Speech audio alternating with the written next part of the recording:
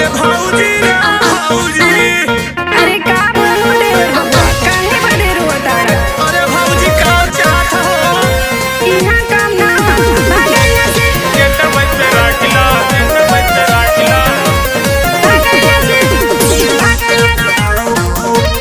Gate बंद राखिला, gate बंद राखिला। करब चौकीदारी भौजी गेट बंद राखिला, राखिला, राखिला।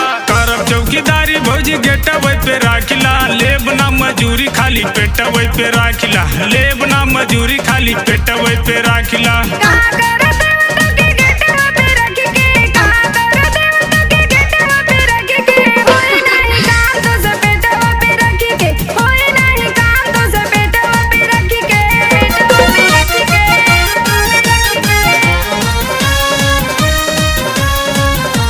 भागा यहाँ से भागा यहाँ से। का चाहत हो? भौजी गेट बंद राखिला, गेट बंद राखिला।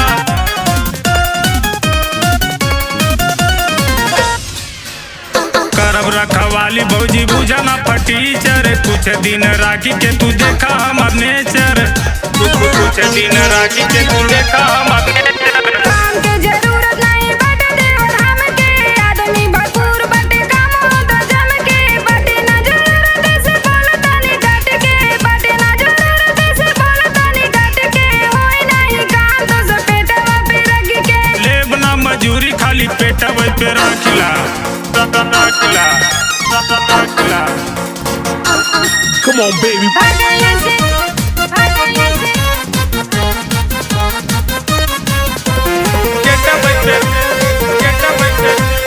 भौजी रे भौजी। गेट बंद राखिला, गेट बंद राखिला।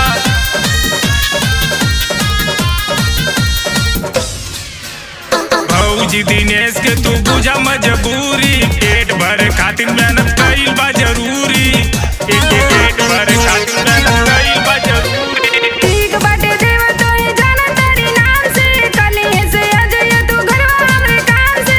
काम देके भौजी मोरी जतिये के ढापिला, काम देके भौजी मोरी जतिये के ढापिला। लेब ना मजूरी खाली पेट पे राखिला।